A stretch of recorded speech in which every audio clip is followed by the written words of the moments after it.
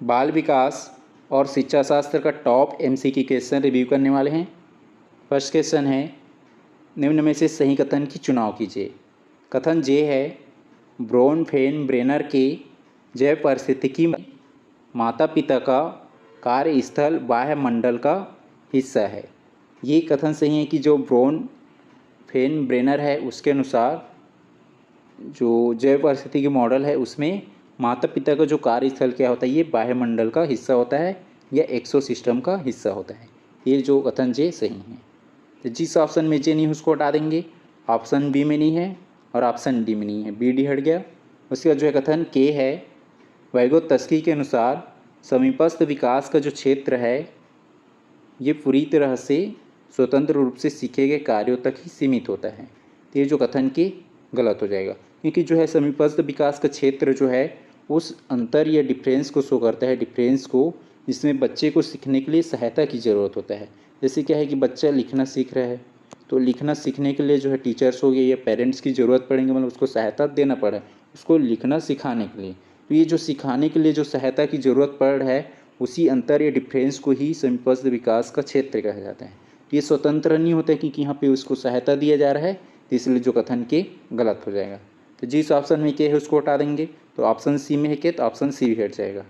उसके बाद जो है कथन एल दिया है, पियाजे के संज्ञानात्मक विकास सिद्धांत में समावेशन का अर्थ पुरानी स्कीमा को पूरी तरह से बदलकर नई स्कीमा बनाना है। तो ये जो है समावेशन में नहीं होता है, किस में होता है, ये समायोजन में। किस में होता है, संयोजन। यहाँ पे जो किसके बारे में बोला गया है, संयोजन। तो संयोजन में क्या होता है, जो पुरानी स्कीमा है उसको पूरी तरह से बदलकर नई स्कीमा बनाया जाता है। जबकि समावेशन में क्या होता है, जो पहले से या पुराने जो या वर्तमान में जो उसके पास स्कीमा है, इस पुराने या पहले से जो स्कीमा है इस स्कीमा में नई जानकारी को ऐड करना क्या कहलाता है, समावेशन। और जो है पुरानी स्कीमा को पूरी तरह से बदल कर नई स्कीमा बनाना ये संयोजन। इसलिए जो कथन है ये गलत हो जाएगा। यहाँ पे जो बोला जा रहा है किसके बारे में बोला जा रहा है, संयोजन के बारे में, इसलिए जो कथन एल गलत हो जाएगा। एल गलत है तो एल वाला तो पूरा कथन कट चुका है। ऑप्शन जो है उसका जो है कथन एम है।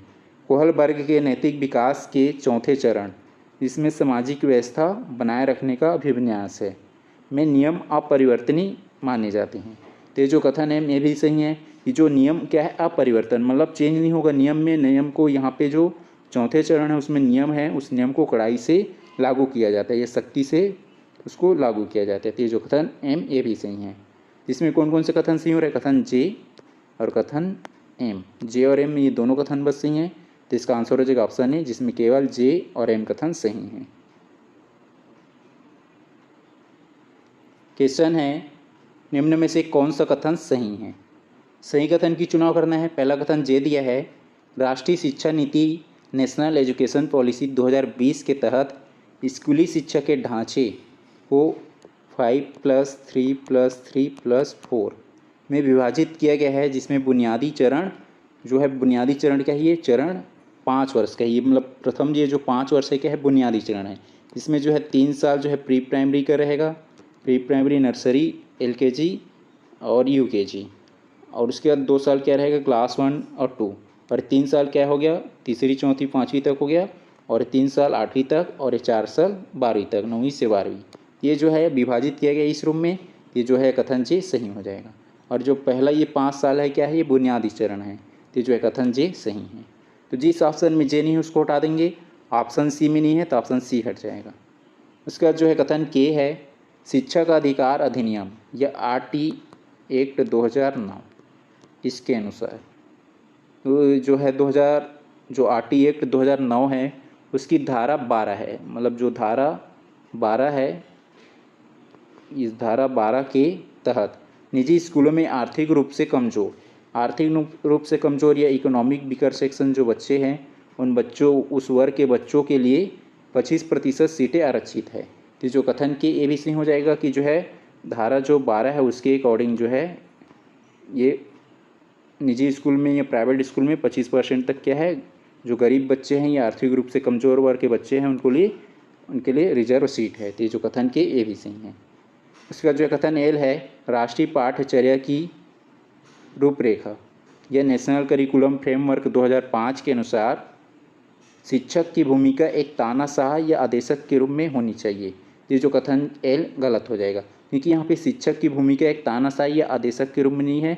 किसके रूप में? सुविधा दाता के रूप में, सुविधा दाता या सुविधा प्रदाता के रूप में, प्रदाता, दाता या प्रदाता के रूप में है, इसलिए जो कथन है ये गलत हो जाएगा। तो जिस ऑप्शन में एल है उसको हटा देंगे। ऑप्शन ए में है एल, तो ऑप्शन ए हट जाएगा।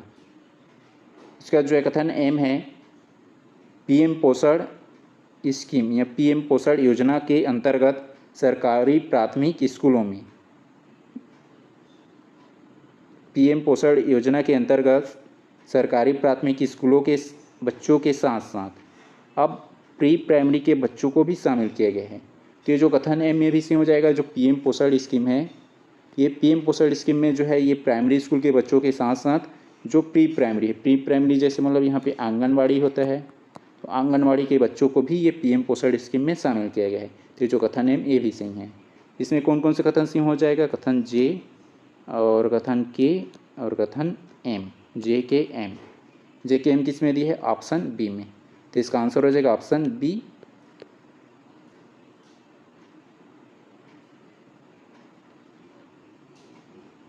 क्वेश्चन है, बाल विकास के सिद्धांतों और कारकों के संदर्भ में कौन से कथन सही हैं? यहाँ पे सही कथन की चुनाव करना है। पहला कथन दिया है जे, विकास की दिशा का समीप दूर अभिमुख सिद्धांत यह बताता है कि विकास सिर से पैर की ओर होता है। ये जो कथन जे सही गलत हो जाएगा, क्योंकि यहाँ पे जो है ये विकास की जो है सिर से पैर की ओर जो सिद्धांत है ये शीर्षगामी सिद्धांत में बताता है, शीर्षगामी या शीर्ष अभिमुख सिद्धांत, शीर्षगामी में सिद्धांत में बताता है, इसलिए जो कथन जे ये गलत हो जाएगा। जिस ऑप्शन में जे उसको हटा देंगे। ऑप्शन ए में है और ऑप्शन सी में है, ए और सी हट जाएगा। उसके बाद जो है कथन के दिया है, गामा किया गत्यात्मक विकास, जो गामा किया गत्यात्मक विकास है हमेशा विशिष्ट से सामान्य क्रियाओं की ओर आगे बढ़ता है। तो ये जो कथन के ए भी गलत हो जाएगा, क्योंकि जो गामा किया गत्यात्मक विकास में क्या होता है, ये सामान्य से पहले सामान्य होता है, सामान्य से विशिष्ट की ओर, सामान्य से विशिष्ट की ओर जाता है, इसलिए जो कथन के गलत हो जाएगा, क्योंकि जो गामा की गत्यात्मक विकास है वो सामान्य से विशिष्ट की ओर होता है। जैसे क्या है, बच्चा पहले उंगली हिलाना सीख रहा है, जैसे उंगली हिलाना सीख रहा है तो क्या हो गया सामान्य। अब वही उसी उंगली से क्या है बच्चा जो है किसी वस्तु को उठाना सीखेंगे या कुछ चीज़ को उठाना सीखेंगे तो क्या हो गया विशिष्ट की ओर। तो ये सामान्य से विशिष्ट की ओर डेवलप होता है, ये विकास होता है, तो वो क्या कहलाता है गामा की गत्यात्मक विकास। इसलिए जो कथन के गलत हो जाएगा, क्योंकि यहाँ पे विशिष्ट से सामान्य बोला गया है, तो ये कथन के गलत हो जाएगा। तो जिस ऑप्शन में क्या है उसको हटा देंगे। ऑप्शन डी में है तो ऑप्शन डी भी हट जाएगा। उसके बाद जो कथन एल दिया है, बच्चे के विकास में वंशानुक्रम और वातावरण की अंतःक्रिया एक योगात्मक या एडिटिव प्रभाव न होकर गुणात्मक या मल्टीप्लिकेटिव होती है। तो जो कथन एल ए भी सही है, और ये सिद्धांत किसने दिया है? वुडवर्थ ने, वुडवर्थ ने। तो वुडवर्थ के अनुसार जो मनोवैज्ञानिक मनोवैज्ञानिक जो है वुडवर्थ है, तो इसके अनुसार जो है इन्होंने क्या बताया, बच्चे का जो विकास में जो वंशानुक्रम और जो वातावरण की जो अंतःक्रिया एक एडेटिव ना होकर, मतलब जो है ये योगात्मक प्रभाव ना होकर क्या बताया इन्होंने, गुणात्मक। तो इन्होंने गुणात्मक प्रभाव को शो किया है, किसने? वुडवर्थ ने। तो ये जो है कथन एल ए भी सही है। यहाँ पे कथन एल सही है। और उसके बाद जो कथन एम दिया है, शैशवावस्था में समाजीकरण की प्राथमिक संस्था के रूप में परिवार सबसे महत्वपूर्ण भूमिका निभाता है।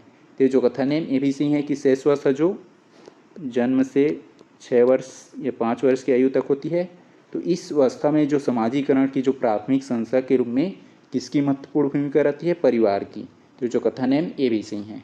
इसमें एल और एम सही है, बाकी गलत है, तो इसका आंसर हो जाएगा ऑप्शन बी, केवल एल और एम कथन सही है।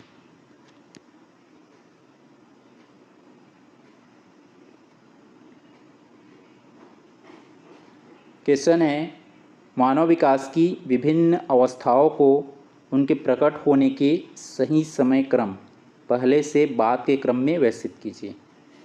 इसमें व्यवस्थित करना है कि ये अरेंजमेंट करना है कि मानव विकास के विभिन्न जो अवस्था है उसके अकॉर्डिंग। तो इसमें सबसे पहले कौन सा अवस्था हो जाएगा? ये डिम्ब अवस्था। ये डिम्ब अवस्था जो है ये पीरियड ऑफ द ओम, ये जो है सबसे पहले अवस्था है।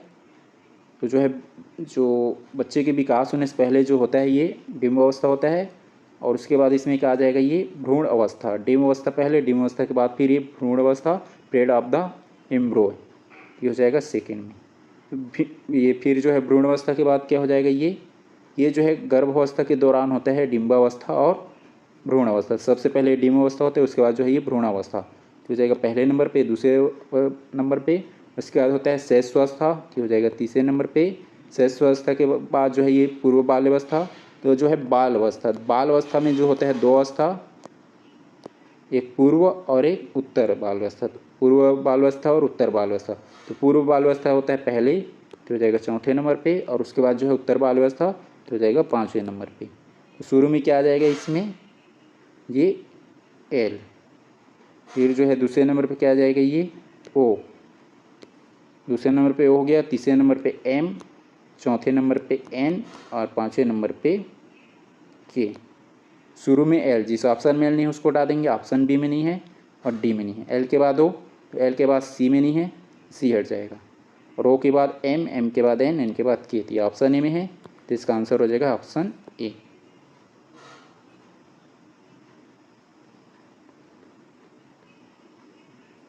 क्वेश्चन है, कथन है समावेशी शिक्षा के अंतर्गत एक शिक्षक को कक्षा में मौजूद व्यक्तिगत भिन्नताओं को पूरी तरह नज़रअंदाज कर देना चाहिए और सभी के लिए मानक मूल्यांकन अपनाना चाहिए। ये जो है कथन या विकथन गलत हो जाएगा, क्योंकि यहाँ पे बोला जा रहा है जो समावेशी शिक्षा है उसके अंतर्गत एक शिक्षक को कक्षा में मौजूद जो है व्यक्तिगत भिन्नताओं को, व्यक्तिगत भिन्नता मतलब जैसे क्या है कि मंदबुद्धि का बच्चा हो गया, या प्रतिभावान बच्चा हो गया, या अक्षम बालक हो गया, अधिगम अक्षम जो सीखने में कमज़ोर है। इस टाइप के बच्चों के लिए सभी के लिए मतलब एक ही मानदंड या एक ही मूल्यांकन प्रणाली या मानक मूल्यांकन करना चाहिए बोला जा रहा है, और जो भिन्नता है, जो डिफरेंस है, उसको नज़रअंदाज कर देना चाहिए बोला जा रहा है। तो ये अभिकथन, ये कथन गलत हो जाएगा, क्योंकि समयावधि शिक्षा में सभी बच्चों को उसके डिमांड के अकॉर्डिंग, उसकी मांग के अनुसार उसको सिखाना है। ये जो कथन गलत हो जाएगा। उसका कारण दिया गया मंदबुद्धि हो गया, प्रतिभावान हो गया, और अधिगम अक्षम बालकों को एक समान गति से सीखने के लिए बाध्य करने से उनके मानसिक स्वास्थ्य और संवेगात्मक स्थिरता में सुधार होता है। तो ये सुधार नहीं होगा, ये क्या होगा, प्रभावित होगा। क्योंकि यहाँ पे क्या बोला जा रहा है, सभी जो है मंदबुद्धि के बच्चे हो गया, या प्रतिभावान टैलेंटेड बच्चे हो गया, या अधिगम जो सीखने में कमज़ोर बच्चे अक्षम हैं, तो उनके लिए जो है सभी के लिए एक ही तरीके अपनाएंगे, एक ही गति से सिखाएंगे, तो उससे क्या है कि उसकी जो है स्वास्थ्य या संवेगात्मक स्थिरता है वो प्रभावित होगा। लेकिन यहाँ पे सुधार होगा बोला जा रहा है। ये जो कथन, ये कारण, ये भी गलत है। इसमें कथन और कारण दोनों गलत है। तो किसमें दिया है कथन और कारण दोनों गलत, ऑप्शन डी में। तो इसका आंसर हो जाएगा ऑप्शन डी, जिसमें जो है रीजन, एसर्शंस और रीजन दोनों गलत है, जिसमें कथन और कारण दोनों गलत है। तो इसका आंसर हो जाएगा ऑप्शन डी।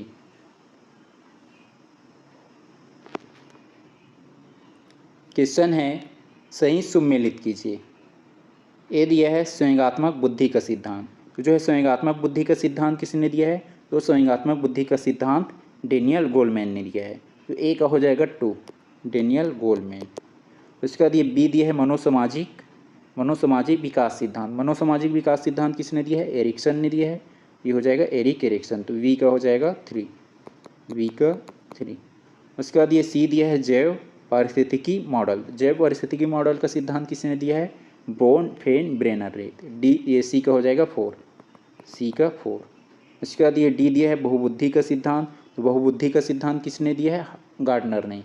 ये हो जाएगा हार्वर्ड गार्डनर। तो ये डी का हो जाएगा 1, डी का 1।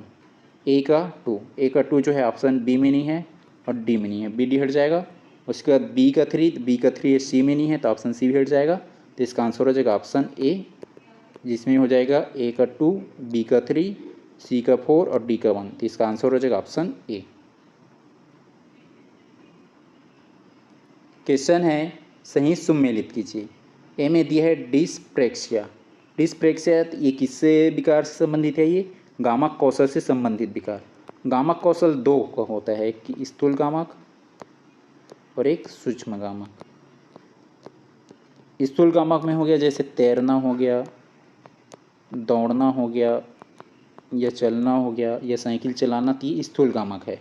सूक्ष्म गामक में क्या होता है, जैसे लिखना हो गया, या सुई में धागा डालना हो गया, सुई में धागा डालना।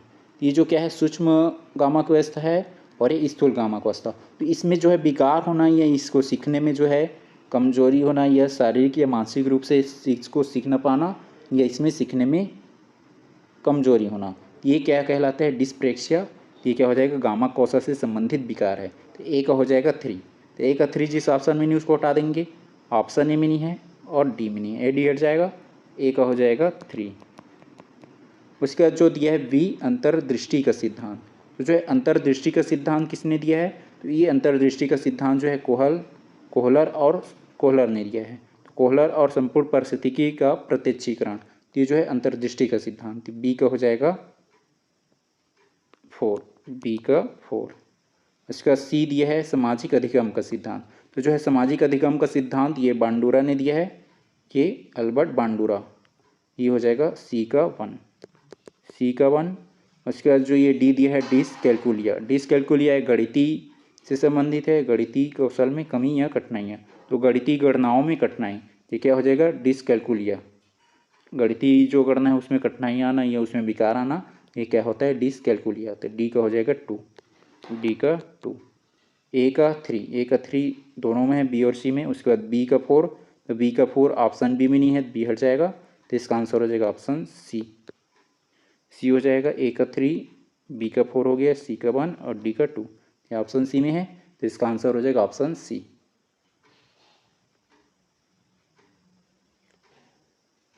क्वेश्चन है सही सुमेलित कीजिए। ए में दिया है मानव विकास सूचकांक या ह्यूमन डेवलपमेंट इंडेक्स। इसमें जो है क्या आ जाएगा, ये वाला 3 वाला, ये जो है स्वास्थ्य हो गया, शिक्षा और प्रति व्यक्ति आय का मापन करता है। जो ह्यूमन डेवलपमेंट इंडेक्स है ये क्या क्या मापन करता है, तो ये स्वास्थ्य हो गया, हेल्थ हो गया, और लिटरेसी रेट हो गया, और पर कैपिटल इनकम। जो है स्वास्थ्य मतलब यहाँ पे आ जाएगा लाइफ एक्सपेक्टेंसी, मतलब जो है जीवन प्रत्याशा हो जाएगा, और लिटरेसी हो जाएगा, और पर कैपिटल इनकम। इसका जो है मापन कौन करता है, एसडीआई या ह्यूमन डेवलपमेंट इंडेक्स। ए का हो जाएगा 3, ए का 3 ऑप्शन बी में नहीं है और डी में नहीं है, बी और डी को हटा दिए, ए का हो जाएगा 3। उसके बाद जो है ये बी दिया है यूनिसेफ। तो यूनिसेफ क्या करता है, ये यूनिसेफ ये जो है विश्व भर में बच्चों की शिक्षा हो गया, स्वास्थ्य हो गया, और आपातकालीन सहायता संबंधित ये काम करता है यूनिसेफ। ये हो जाएगा, नहीं इसमें जो है बी का 4 यूनिसेफ, हाँ ये हो जाएगा बी का 4 यूनिसेफ का। और उसके बाद जो है यूएनआरसी, यूएनआरसी ये जो है बाल अधिकार पर अंतर्राष्ट्रीय समझौता है, तो ये सी का हो जाएगा 1। और उसके बाद जो है ये सुकन्या समृद्धि योजना किससे संबंधित है, कि बालिकाओं के उज्जवल भविष्य हेतु वित्तीय सुरक्षा, ये जो है वित्तीय सुरक्षा संबंधित है सुकन्या समृद्धि योजना, तो ये डी का हो जाएगा 2, डी का 2। ए का 3, ए का 3, उसके बाद बी का 4, तो ये ऑप्शन सी में नहीं है, सी हट जाएगा, तो इसका आंसर हो जाएगा ऑप्शन ए। ये ए का हो जाएगा 3, बी का 4, सी का 1 और डी का 2, तो इसका आंसर हो जाएगा ऑप्शन ए।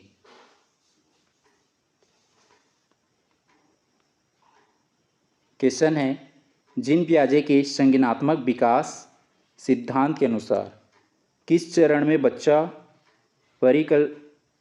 परिकल्पनात्मक निगमनात्मक तर्क विकसित करता है और अमूर्त विचारों को तार्किक रूप से संसाधित करने में सक्षम होता है। तो ये कौन सी अवस्था होती है, तो ये होता है अमूर्त या औपचारिक संक्रियात्मक अवस्था।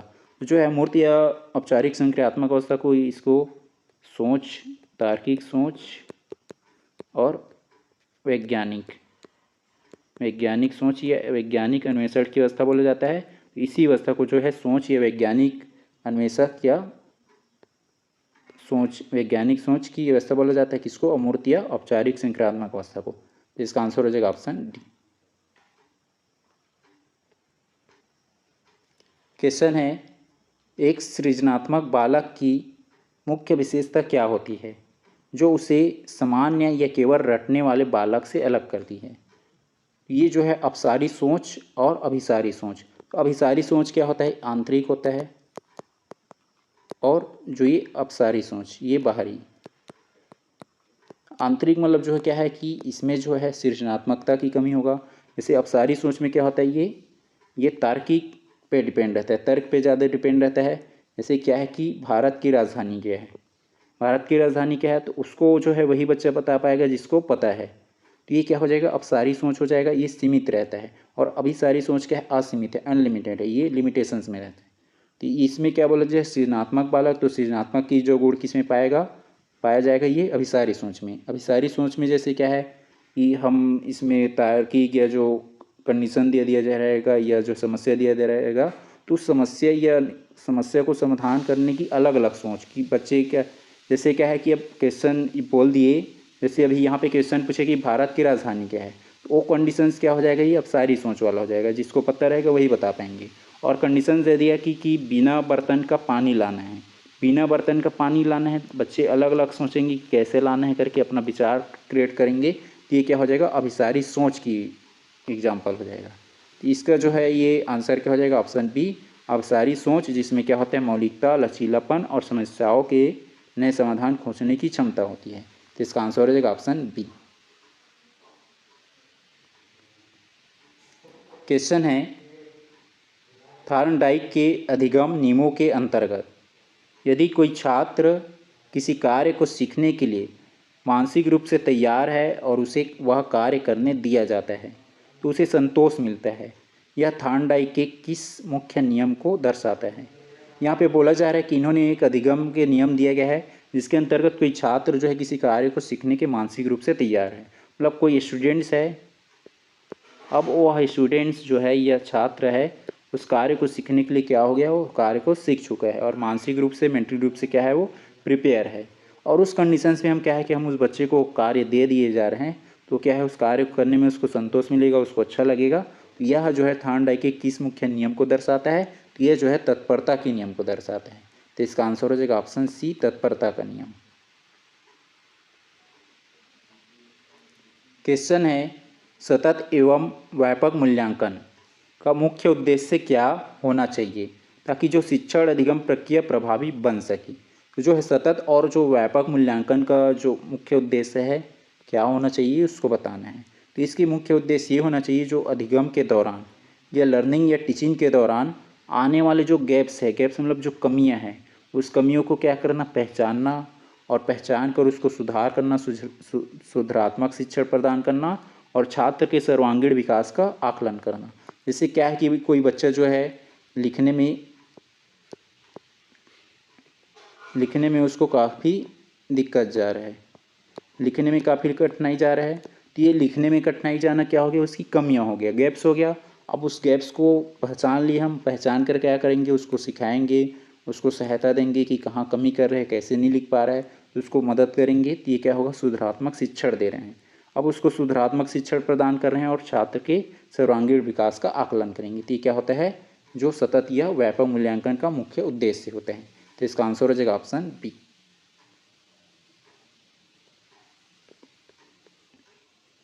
क्वेश्चन है, चॉम्स्की के भाषा विकास सिद्धांत के अनुसार मनुष्य में भाषा सीखने की क्षमता जन्मजात होती है जिसे एक आंतरिक जैविक संरचना सुगम बनाती है।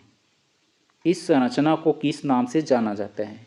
इस संरचना को जो है भाषा अर्जन उपकरण के नाम से जाना जाता है। जो है भाषा अर्जन उपकरण या भाषा अर्जन का सिद्धांत चॉम्स्की ने दिया है। और समीपस्थ विकास का क्षेत्र इसको किसने दिया है, वाइगोत्स्की ने। और जो ये सामाजिक अधिगम का सिद्धांत किसने दिया है, बंडूरा ने दिया है। और स्कीमा संगठन नेटवर्क का सिद्धांत किसने दिया है, जीन पियाजे ने। इसका आंसर क्या हो जाएगा, ऑप्शन बी हो जाएगा।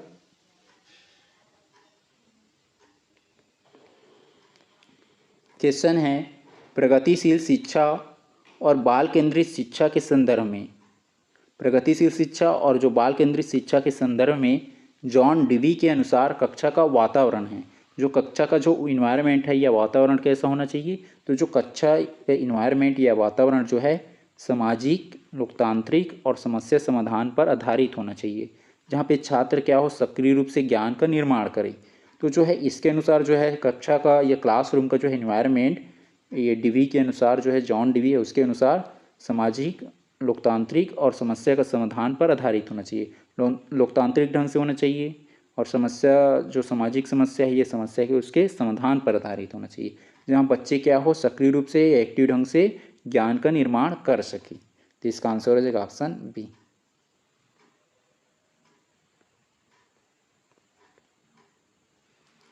क्वेश्चन है, अधिगम के स्थानांतरण या ट्रांसफर ऑफ लर्निंग के संदर्भ में जब पूर्व में सीखा गया ज्ञान नई परिस्थिति में सीखने में ना तो सहायता करता है और ना ही कोई बाधा उत्पन्न करता है, तो इसे क्या कहा जाता है। जैसे क्या है कि कोई गाड़ी चलाना सीखा है, ठीक है, अब जो गाड़ी चलाना सीखा है, अब उसको हम जो है खाना पकाने दे रहे हैं, तो हम खाना पकाना सीख रहे हैं, तो ये दोनों क्या हो गया, अलग हो गया। मैं गाड़ी चलाना सीखा हूँ, वो मेरे खाने पकाने में कुछ सहायता नहीं करेगा। तो यही जो बताया जा रहा है कि जब पूर्व में सीखा गया ज्ञान जो है नई परिस्थिति में सीखने में ना तो जो है वो सहायता करता है और ना ही कोई बाधा उत्पन्न करता है, तो उस कंडीशंस को क्या बोलेंगे, ना तो वो सहायता कर रहा है ना ही वो कुछ इम्पैक्ट डाल रहा है, ये क्या हो जाएगा, शून्य स्थानांतरण, जीरो ट्रांसफर। तो इसका आंसर हो जाएगा ऑप्शन सी, शून्य स्थानांतरण।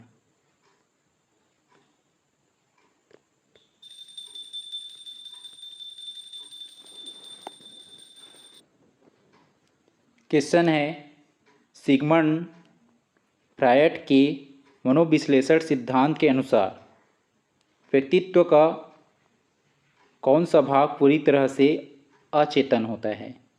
व्यक्तित्व या पर्सनालिटी का वो कौन सा जो भाग है जो पूरी तरह से क्या होता है, अचेतन होता है, जहाँ पे क्या होता है, तत्कालिक संतुष्टि मतलब तुरंत जो है संतुष्टि और आनंद के सिद्धांत पर काम करता है, तथा जो है सामाजिक नियमों की परवाह नहीं करता है। तो जो है ये बताने की कौन सा जो है व्यक्तित्व है, ये पर्सनालिटी है जो अचेतन होता है पूरी तरह से और तत्कालिक मतलब तुरंत जो है संतुष्टि और आनंद के सिद्धांत पर काम करता है, और वो सामाजिक जो नियम है उसकी कोई परवाह नहीं करते, उसको कोई मतलब नहीं है सामाजिक नियम या से। तो ये क्या होता है, इदम या आईडी होता है। तो इसका आंसर हो जाएगा ऑप्शन ए, इदम। और जो अहम, अहम क्या होता है, ये ईगो जो है ये वास्तविकता पर आधारित होता है, वास्तविकता पर काम करता है ये। और ये जो परमहम या सुपर जो ईगो है ये किस पे आधारित होता है, ये नैतिकता पर काम करता है, नैतिकता पर। इसका आंसर हो जाएगा यहाँ पे ऑप्शन ए, इदम।